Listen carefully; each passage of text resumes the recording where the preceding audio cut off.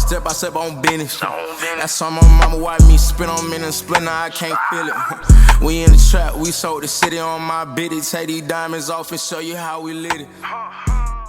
What up, y'all? Welcome back to another episode of Before the Horn podcast. I am your host, Dino, as well with me hosting. I got my boy, Day. Yes, sir. Episode 41. Let's get into it.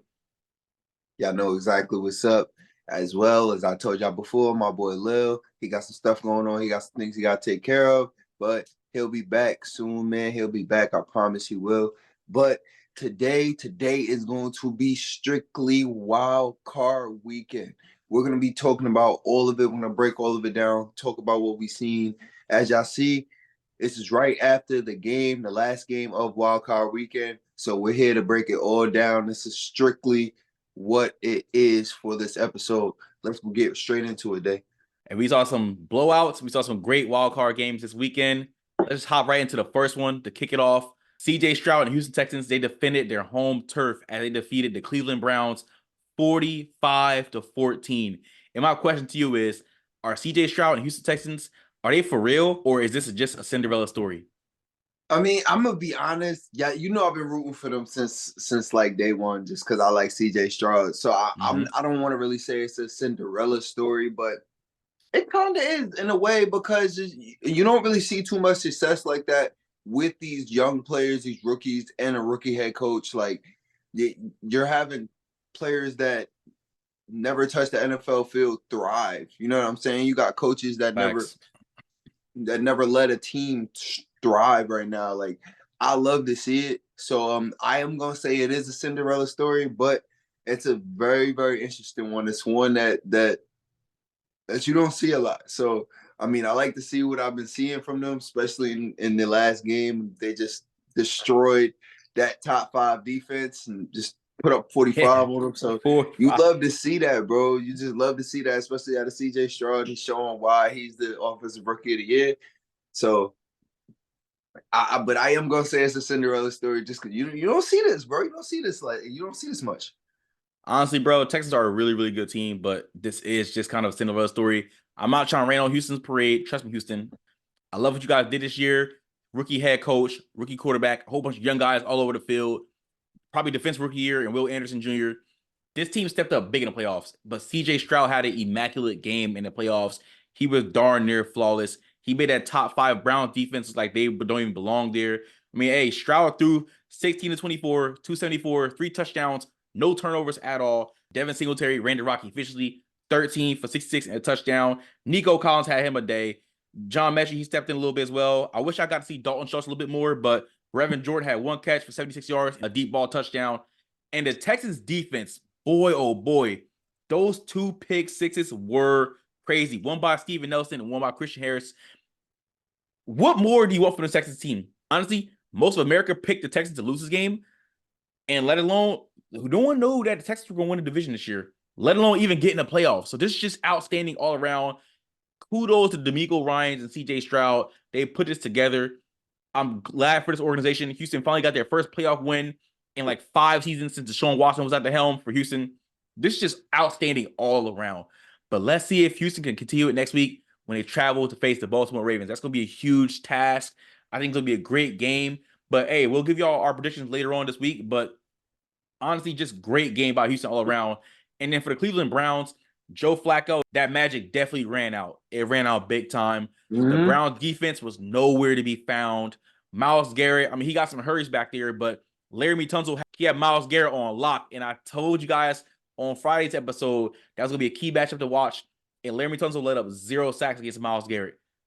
But honestly, exactly. Like, this game was a complete opposite of what happened on Christmas Eve when the Browns went crazy on Houston. Houston flipped the switch. They blew them out this time, defend their home turf. So, hey, big ups to the Houston Texans. They got the win. They defended their home turf, and they're moving on to the divisional rounds. But it's sad to see how the Browns went out in this game. But, again, I'm just excited. I'm happy to see what the Texans keep doing moving forward. Hey, I got a quick question to you, bro. Where would you rank CJ Stroud in the top 10? Because he's definitely top 10. Like, there's no doubt he's top 10. Where would you rank him at? I got him at like 6. Okay. I got him at 6. Okay, I got CJ Stroud like 7. Yeah, 7. I got him I hope at about 6. It is still too early, but let's see if he can do it come 2024. But as of right now, he's better than Bryce Young. I mean, Bryce Young has no weapons or he has no help. But Stroud, I mean, let's be real. Like Nico Collins, he arguably is the wide receiver 1, but on any other team, he's probably your wide receiver 2 or 3.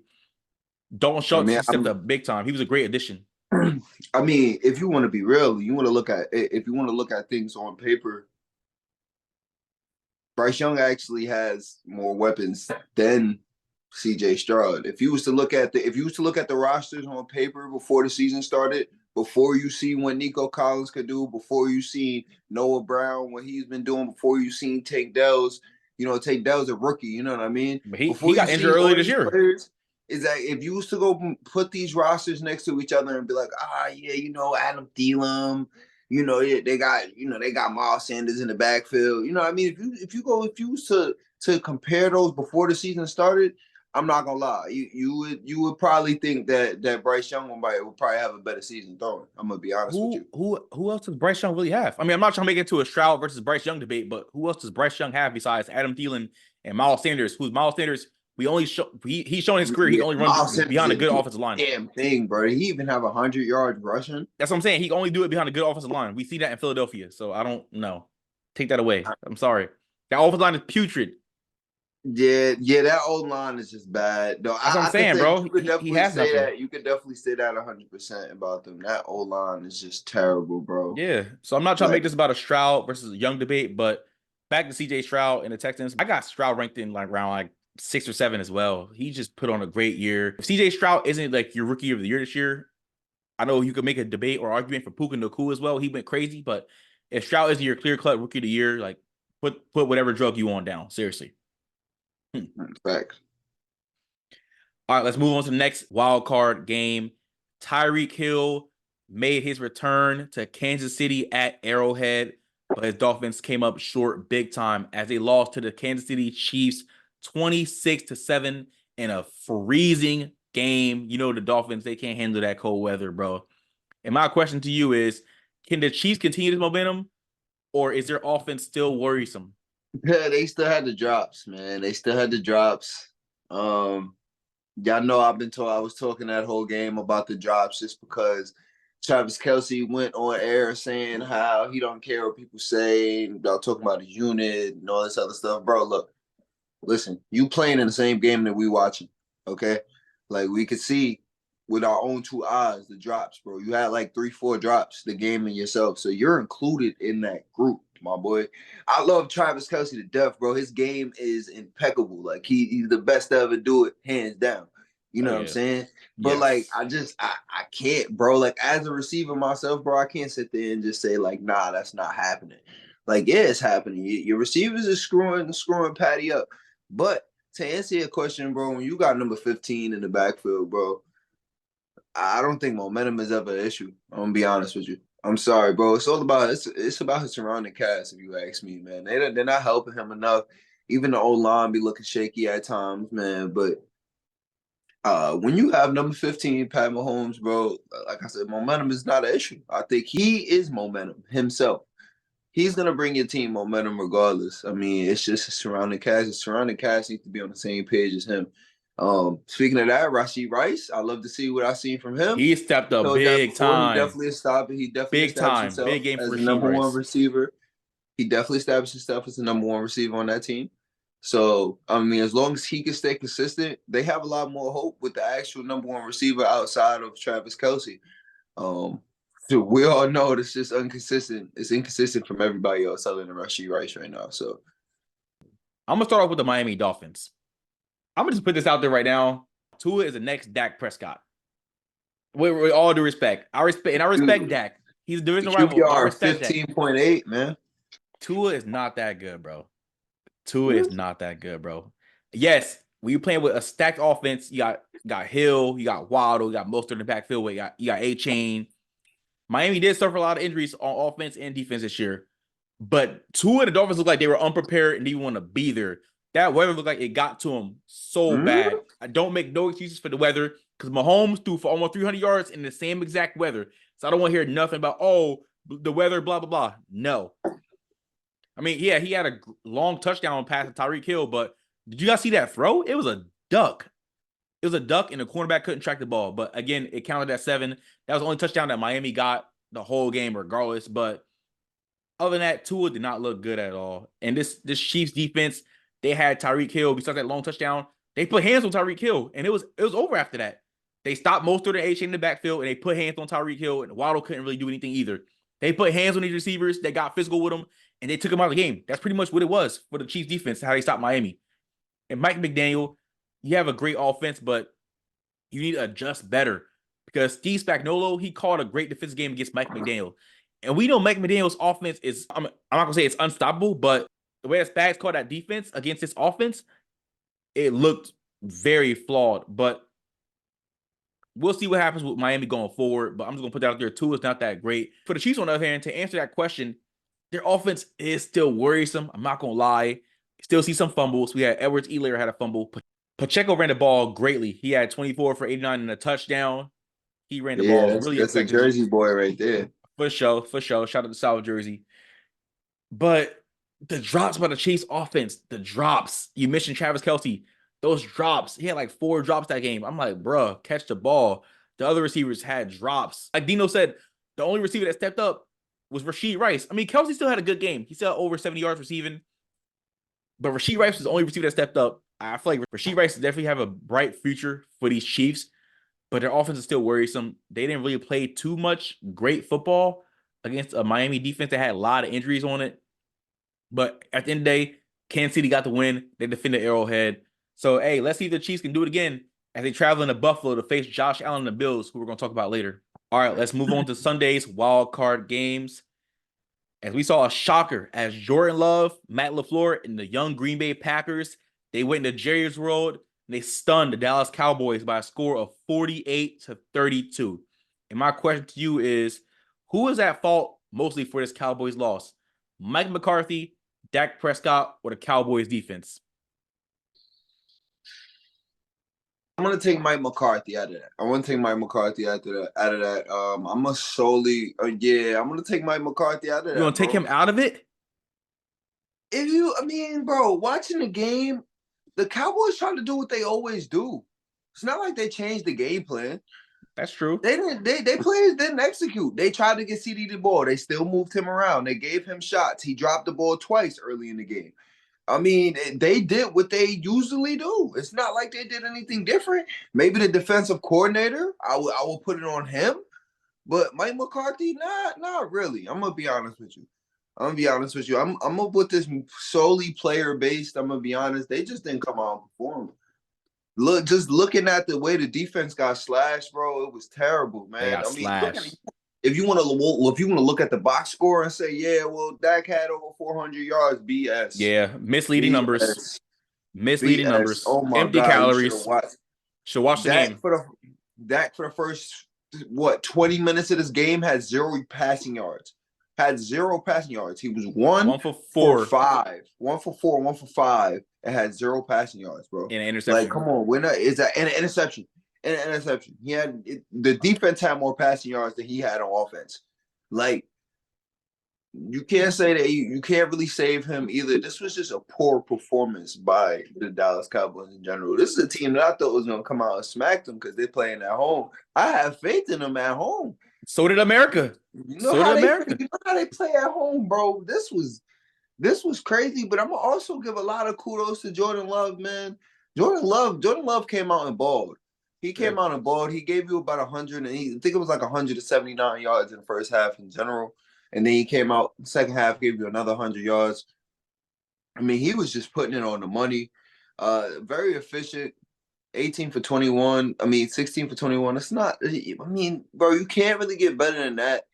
He did what he was supposed to do. Aaron Jones did what he was supposed to do. Aaron Jones has been playing great for the last couple of weeks in general. Hat-trick. So, hat trick with the 3 touchdowns. So, I'm just going to say it was a combination of Dallas playing bad and Green Bay just playing good. Dallas did give a lot of effort and a lot of fight in the later quarters of the game, but it was already over with, bro. Once Green Bay went up 3 scores late after the second half, and Green Bay was still up 3 scores. Dallas looked like they want to beat it no more. Yeah, it was kind of over with, man. The fans didn't even want to be there no more. They didn't want to beat it no more. Only excuse I'm gonna give y'all is that it's 14 degrees out here in Dallas right now. So, I mean, I know y'all down south folk do not like the cold. They played in a dome. There's no excuse about the weather. It's like, come on. Before I answer the question, I'm gonna start off with the Green Bay Packers. Packers had a lot of questions this year as the season progressed. They started bad. They caught fire late. They had some questionable losses, but Jordan Love definitely was one of the better second half quarterbacks of this season. And he caught my attention. Big time caught my attention. I mean, Aaron Rodgers raved about him. Other players in the league raved about Jordan Love. So the fact that Jordan Love came and did this game and played the game he played, he had to wow you. If he didn't wow you, you're just simply hating. He played lights out. He's making sidearm throws. He's looking like Patrick Mahomes out there. And I'm not even trying to like meat ride or nothing. Jordan Love played great. Aaron Jones and his return back to Texas, where he's from El Paso, had a great game running the rock, had 3 touchdowns on the ground. He aided in the receiving game. Romeo Doubs definitely contributed. He helped Jordan Love out big time. Not only Romeo Doubs, the Packers receivers and tight ends, they just got open. They created separation. They got open. They caught the ball. That's all they need to do. They did their job and they caught the ball. And this is a very young, inexperienced receiver group. I mean, Christian Watson only had 1 catch. He's supposed to be your wide receiver 1, but Romeo Doubs stepped up big time. I told you Romeo Doubs was their first one. It was their number 1. He might be the wide receiver 1 going forward if Christian Watson can't stay healthy. But the Packers, they just played a great game plan. Dan Quinn, his defense kind of got exposed. Matt LaFleur called a great game plan. Don't care what no one says. Great all around by Green Bay, especially on defense. Those 2 interceptions, one was for a pick 6 by Darnell Savage. The other one was by Jair Alexander. And Jair Alexander, I ain't gonna lie, whenever he was on CD Lamb, he strapped him. Don't care what no one say. CD Lamb had a great year. Jair strapped CD Lamb. But Jair Alexander is definitely a top 3 corner in this league, so learn how to put some respect on his name. CD still ended with 110. So he did. I'm gonna give him that for stats, but he only had like 2 catches on Jair Alexander. Let's be real. Come on, again, watch the film. Now, to answer my question about the Dallas Cowboys, who is at fault for that loss? I'm blaming all 3. Mike McCarthy, Dak, and his defense. Let's start off with Mike McCarthy. This guy, even with Aaron Rodgers, always pulled in the playoffs. So I wasn't even expecting too much. And this is why I told Khalil. Khalil, by the way, he had the Dallas Cowboys as a Super Bowl pick representing the NFC. That was the most outlandish pick I've heard in years, but he adds to the delusional Cowboys fans' hopes, faiths, and dreams. But that got crushed on Sunday. But getting back to what I was saying, Mike McCarthy, terrible head coach. He definitely probably going to get fired. Jerry Jones let him go. He's had not really any success here in Dallas. I mean, every year he's been in Dallas, he's made the playoffs besides 2020. That's when Dak was hurt, though. But after that, he's had multiple winning seasons. They got into playoffs, but they just can't finish. And it comes down to coaching. McCarthy doesn't call a good game plan. He took play calling duties last year from Kellen Moore. They flopped in the second round. This year, you let a young, inexperienced Green Bay team come into your home, and they outcoach you on all levels. It's just bad for Mike McCarthy. He's not good. Dak did not play great at all. Yes, look at his numbers. He threw for all those crazy yards, but that was when he was facing the Packers' second string. He cut the game closer by facing the second string defense. Dak is a top 10 quarterback, but he's barely top 10. You can even argue that Dak is outside the top 10 at this point in his career. Like, he had a great year this year. I'm not gonna lie. His numbers, the year he had this year in 2023 was a very good MVP candidate season. I can tell y'all, this is gonna be misleading for the Cowboys when Dak does it all in regular season. Cowboys. That's what I'm saying. It's typical Cowboys fashion. They play great in regular season, and then they fold come playoffs. And I'm so happy that I don't have to hear that dumb ass. Here we go. That cadence. Take y'all ass to Cancun, bro. I'm tired of hearing that. Please change that cadence, bro. I'll be able to mute my TV right before. I hate that. Please. It's so stupid. But this shit catchy though. It's catchy, but it's just I just hate hearing it. But the Cowboys defense, y'all not slick. I didn't forget about y'all. Michael Parsons, we were you the whole game. Deron Bland, I mean, they didn't really throw to the Deron Bland side.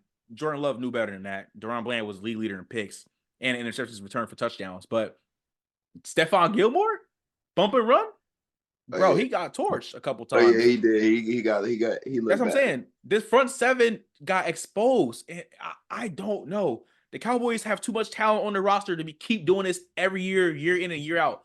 Cowboys fans, every year, stop saying every year is y'all year. Y'all got to stop saying that. You guys are literally jinxing your team at the start of every season, but I can understand why. Because they do great in the regular season. They give you guys hope and faith, and they crush and burn your dreams come the playoffs. I do want to bring this up. Preseason, I brought up Mike McCarthy as a coach. I felt like should have been on the hot seat. I did too. I said that. And I did too. That for the simple reason of this exact scenario. I said if this team goes to a wild card and loses in the first round with all this talent they have on this roster, he got to go. Same thing I think about Nick Sirianni. He got to go. He got to go. I'm sorry, bro. It's too much talent for you to be losing in the first round like that, bro. It's only a select 4 or 5 teams with that type of talent on their roster. And you cannot be like the NFC East is looking like the NFC frauds right now. I'm gonna be honest with you, bro. They're really looking like the NFC frauds 100%. Right now. 100%. We had 2 teams in the NFC East that was Super Bowl favorites, and now they both out first round exits, looking like frauds, real life frauds. Again, like I was saying, kudos to Jordan Love and the Green Bay Packers as they'll be traveling to face the number 1 seed San Francisco 49ers for the divisional round. All right, let's talk about the last wild card game of Sunday.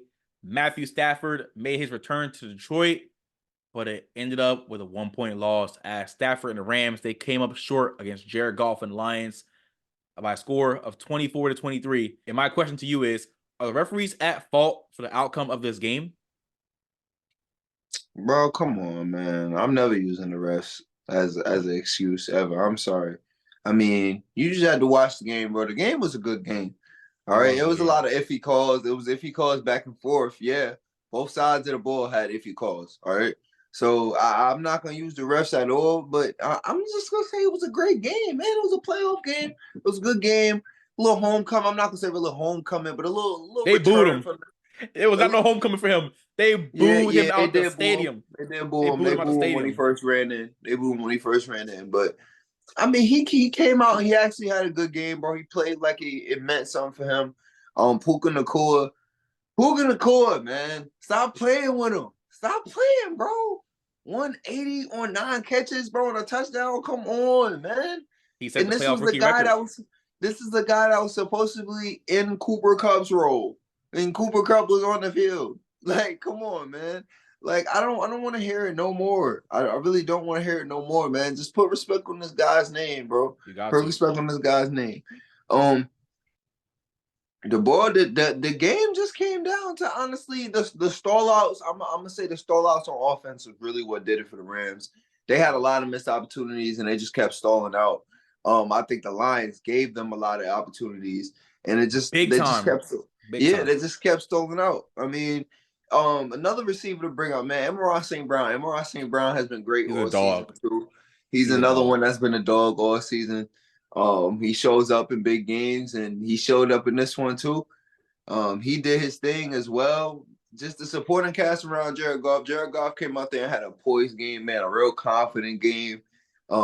They talked about a lot about how coach tried to rebuild his confidence up just from after getting that trade, and he's done that, man. And he came out there and actually played a pretty solid game. And if you know the Lions is really gonna go as far as Jared Goff takes him. With all of the weapons and everything they have on that offense, it's gonna go as far as Jared Goff takes him. Because as long as Jared Goff plays good, this team is great. If Jared Goff starts turning over the football, this looks like one of the worst teams in the league. So as long as they play that role, bro, they're gonna play hard and they're gonna play tough on some very good football teams. First of all, I want to congratulate the city of Detroit for getting their first playoff win in 32 years.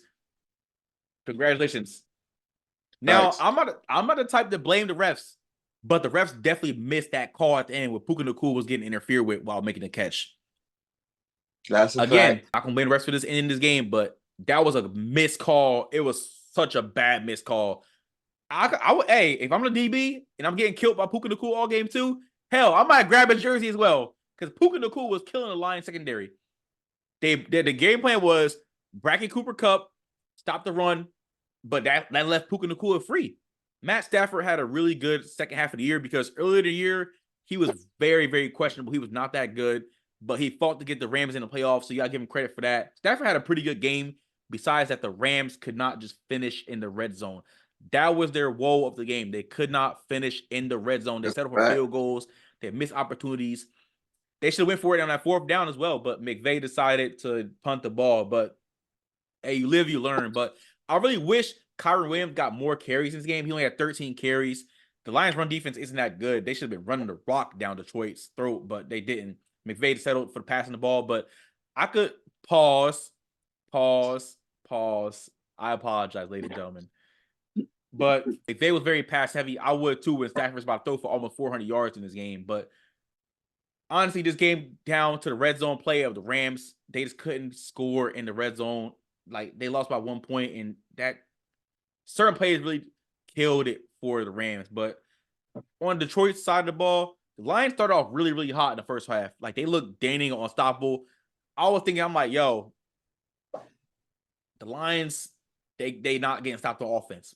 But the Rams, they answered back a couple times. But after that, the second half, the Lions didn't really do too much. If we're being real, the Lions didn't do anything. Their defense didn't look good the whole game. So it starts layering question for Detroit as they're going to be welcoming Tampa Bay Buccaneers next round. But their defense can definitely get got. But these Lions receivers as well, they stepped up big time, aiding Jared Goff. You saw Josh Reynolds. You saw Sam Laporta. He's been arguably probably the best tight end. You can argue he's been best tight end this year besides Kittle. Amon St. Brown. You can argue with his numbers that you can argue he's top 3, but is he top 3? No. Top 10? Yes. He went crazy as well. Like I told you guys on Friday's episode, the key matchup to watch was going to be these Lions receivers versus the Rams secondary. The Rams secondary just couldn't get it done. So again, like I said at the beginning, don't blame the refs entirely. They did miss calls, but the Rams defense couldn't hold these Lions receivers, and the Rams offense couldn't do nothing in the red zone when it mattered. So kind of a double-edged sword, but at the end of the day, the Rams couldn't finish. They welcomed Stafford home with a loss and returned to Detroit. And we'll see what the Rams do moving going forward from here. Again, me and Dino, I know we advocated for the Rams going into the season. We said that this Rams team was young, they were scrappy, and McVay was going to have them ready to play. We both said this. The Rams definitely have a lot to do moving forward with this team. This team is too young. They have holes everywhere. It's a well-coached team with a veteran quarterback and receivers that know how to get open and catch the ball. But, hey, again, like I said in the beginning, kudos to the Detroit Lions for getting their first playoff win in 32 years. They will be welcoming the Tampa Bay Buccaneers in the divisional round. All right, moving on to Monday's AFC wildcard game, the first one. We saw Josh Allen and the Buffalo Bills defend their home turf. The crowd was going crazy. They were playing with all the snow in their seats. They were excited for this game. But the Bills handled the Steelers at home 31-17. And my question to you is, how impressive were the Buffalo Bills in this win? Pretty impressive. I'm gonna be honest with you. I'm not gonna say that it was too impressive, other than the Steelers just playing bad football, sloppy football. Especially offensively, they couldn't get nothing going in the first half at all. Offensively, run game, pass game, nothing. It just seemed like the cold really affected them bad. It looked like Miami. I'm gonna be honest with you. I mean, then you had the fumble by George Pickens. It just wasn't a good game on offense by them at all. And it seemed like the Bills just kept capitalizing on all of their mistakes and all of their stallouts. I mean, I'm not going to say that offense played, too perfect. They didn't play perfect. They had their stallout moments too, but it was enough to get the job done on a team that really wasn't playing too good on offense. The Bills ended off the season as the hottest team in the NFL. They went on that crazy win streak. They got to the playoffs. They finished off as the second seed in the AFC. Got to give credit where it's due. And me and Dennis said this, Josh Allen can't choke or fold in this game. And he didn't. He did not fold. He gave it all he had. He had 2 touchdowns in the air and 2 on the ground. That 52-yard touchdown run where he ran a defender over and kept running. And, well, go watch highlights of that one. That was crazy. But overall for this game, the Bills were slightly impressive. I'm not going to lie, the Steelers aren't that good of a team. They snuck in the playoffs. But I feel like the Bills kind of took their foot off the gas in the second half. They got that late touchdown in the fourth quarter to Shakir to end off the game to put out a reach. But Pittsburgh started climbing their way back in this game in the third quarter. But Pittsburgh couldn't get out the way early. They had 2 turnovers, that fumble by Pickens, and then that interception thrown by Mason Rudolph to Elam in the end zone, intended for Deontay Johnson. Steelers just couldn't get out their own way. But the Steelers have a lot of answers to address in the offseason as well. is Mike Tomlin going to return? This is his last year on his contract. Is he going to come back to Pittsburgh, or is he off to somewhere else, or is he off to collegiate level? But who knows? But the run game of Pittsburgh, they collectively had 106 yards rushing, but Najee Harris and Jalen Warren, they both had under 40 yards rushing. So not really too impressed with that. The Pittsburgh receivers, I mean, Deontay Johnson had a touchdown, but besides that, they didn't really do too much. Like, Buffalo's defense came out to play. But again, like I said, Pittsburgh started to surge late in the third and fourth quarter. But all in all, the Bills win was slightly impressive. But the fact that they started choking the lead a little bit to Pittsburgh, but they capped it off with that touchdown, it was kind of getting worrisome. It was kind of getting into that. You started thinking like, okay, are the Bills going to choke this yet again? Another playoff game where the Bills going to choke. But then, thank goodness they put it away. But I was slightly impressed. I'm not going to lie. I was pretty impressed. Josh Allen definitely was the savior for this game. Without him, without the touchdowns and playing turnover-free football, the Bills might have lost this game. But Buffalo showed up. They showed out. They defended home turf. They made Bills Mafia happy. They made them turn up. But yeah, Buffalo, they're moving on to the next round. They're welcoming the Kansas City Chiefs. As we know, it's kind of basically a playoff rivalry at this point. Mahomes versus Allen, part, 4? That's going to be a great one to watch. Y'all better tune in for that one. But honestly, yeah, good win by the Buffalo Bills. But Pittsburgh, hey, kudos to you guys for making the playoffs. I mean, you barely got in, but still, you gave Buffalo a fight. But at the end, your defense kind of just gave up. It was just bad tackling and bad exploited defense by the Steelers all day. But, hey, they made it close at one point. But after that, it was kind of over. Our last wild card game of the season, we saw Baker and the Bucs defense stifle the disappointing Philadelphia Eagles at home at Raymond James. They defeated the Eagles 32-9. And my question to you is, were the Bucs actually just this good, or the Eagles just flat out bad? The Eagles are just flat out bad, bro. They are terrible. Oh my God, I'm an Eagles fan, bro. I'm an Eagles fan. Come on. For the ones who don't know, for the new viewers, I'm an Eagles fan. And they look horrendous, bro. Like, I'm sorry, bro. My mom could go and run a fade and catch a touchdown on this team, bro. I'm telling you, bro. I said this about them last week when they played the Giants. I'm saying it again, bro. This team looks bad. As an Eagles fan, to know how much talent we have on that roster, I am scared for this offseason, bro. Because if there was a transfer portal in the league, we would have like 40 players in it already. Oh, yeah. They're gone. They would have been up out of here. AJ Brown. AJ Brown's the first one. AJ Brown's the first one going. Up out of here. AJ Brown is up out of here. He would have been jumping. If I'm DeAndre Swift, I'm leaving too. Nah, we got him his first 1,000-yard rush season. He better sit his ass down. He better not go nowhere. He could have had more than just a little bit over 1,000 yards if we actually gave him the freaking ball. For sure. Yeah, if I'm him, I'm out. That's a fact. That's a fact. But he came in as a rollback and got $1,000. So, like, I feel like you should be grateful for that. 100%. You're right. Yeah, like, I mean, AJ Brown would have been gone. Darius Slay would have probably been gone. Kevin Byard would have probably just jumped right in after he jumped out, even though he really didn't do a damn thing. Like, this just looks bad, bro. It's terrible, man. I really don't want to, and I'm gonna blame it mainly on the coaches. I'm sorry. I'm sorry, man. Look at the play calls, 100%. Man. Like, you can blame it on Hurts. You can say it was Hurts. Hurts really didn't have too bad of a first half. I mean, it just ended up getting a stall out. It was too many stall outs. It was good. 2 first downs and punt. Another 2 first down punts. I mean, it wasn't looking good on offense. Don't get me wrong, but just look at them play calls.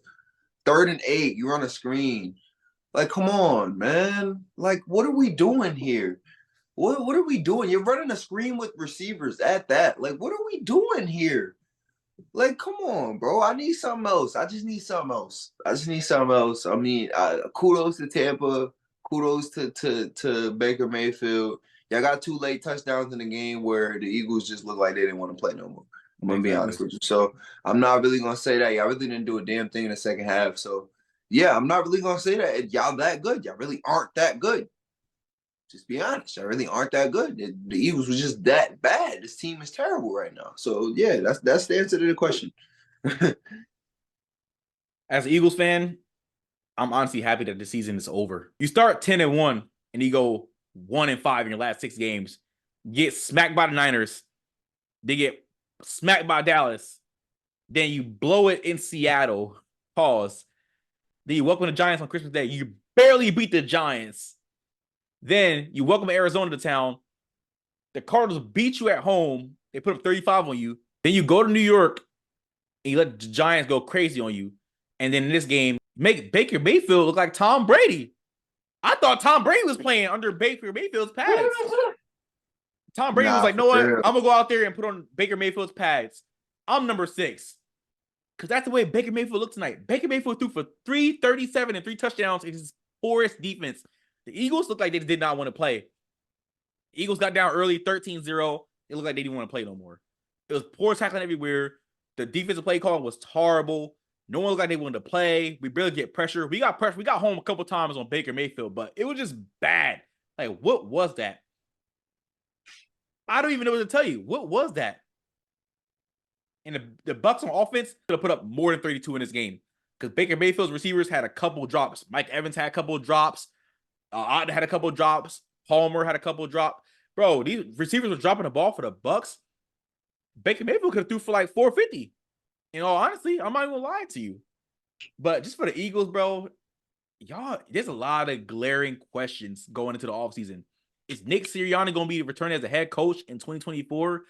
Are you guys going to relinquish? We'll see. Are you guys going to relinquish your offensive and defensive coordinators? Is Jalen Hurts the issue after paying him? Is Jason Kelce going to retire? Are you guys going to trade A.J. Brown if he's unhappy in Philadelphia? What are you guys going to do about that defense? There's questions everywhere for a team that was just in the Super Bowl last year to go out there and get routed in the first round by a weak Buccaneers team who barely won a division like that. That was just absolutely abysmal. It is very angry and watch this, but again, I'm not surprised. Me and Dino both said we weren't confident in last episode in the Eagles. We're both Eagles fans, but honestly, this is just all bad by Philly. I don't even know what to say, but I definitely got a lot of opinions and thoughts about what I think is going to happen in the offseason, but we'll see. Again, I'm not in the locker room. I'm not in the front office. I don't work for the Eagles. I'm just a fan watching on TV. But it's just such a disappointing and sour way to end the year. But kudos to Baker Mayfield and the Bucs. Hey, they got in the playoffs. They got an invitation to the party. They made a statement. They knocked off the NFC champs from last year. And now they're traveling to Detroit to face the Detroit Lions in the divisional rounds. To answer my own question, I pretty much just answered already. The Bucs weren't really that good. They aren't really that good of a football team. The Eagles were just that bad. It was just that bad. And I'm not taking nothing away from the Bucs. I gave props to them already. Eagles were just that bad. I'm just speechless. I'm appalled. Any word you want to say that's a synonym of shocked. All right, Dino, I got a question for you, bro. First off, who is your most impressive team in the wild card round? Let's hear it. Houston Texans. 100%. Houston Texans. I mean, you want to go ahead and say, yeah, that defense put up 14 points. Yeah, the defense did put up 14 points, but 31 points on that Cleveland defense is still impressive, either which way you put it. That's a defense that's been stout all year, and a rookie quarterback with a young Nico Collins and a rookie head coach and a young John Mechie who just freaking beat cancer. And all these young players just went in there and put 31 on your head, 45 on the scoreboard, but 31 on offensively. I really do think that this is going to be a very, really good game next round with them and the Ravens. I'm sorry to say, Ravens is going to have to play some flawless defense to beat this team. And the Ravens got them earlier in the season, but I really do feel like if they could capitalize on the mistakes from that game, it's going to be a really, really tough game for the Ravens to get past. So I'm going with Houston as my most impressive team. Just not to copy you, I was going to say Houston, so I'm going to go with the Green Bay Packers. They were definitely impressive in that wild card win against the Dallas Cowboys. I mean, again, like we all said, Jordan Love, y'all put the spotlight on him, and he delivered. Mm-hmm. He did everything y'all wanted to do. Matt LaFleur caught a hell of a game. His Packers defense, as many holes as his defense has, they showed up and they showed out. Now, the question is, can they continue it against a dominant 49ers team who are currently the favorites in the NFC? We shall see. They're going to San Fran to play this game. Who knows how this game's going to turn out? But definitely you can't take nothing away from what these young Packers did to the Dallas Cowboys at home at that. And we all know how good Dallas was at home this year. They were averaging 37. They were undefeated. So they'll go in there and knock off the Cowboys in Jerry's world in the playoffs against an experienced Cowboys team who's been in the playoffs the last 3 years. They're most impressive, in my opinion. I'm sorry. Only experience Cowboys got in the playoffs is how to lose it.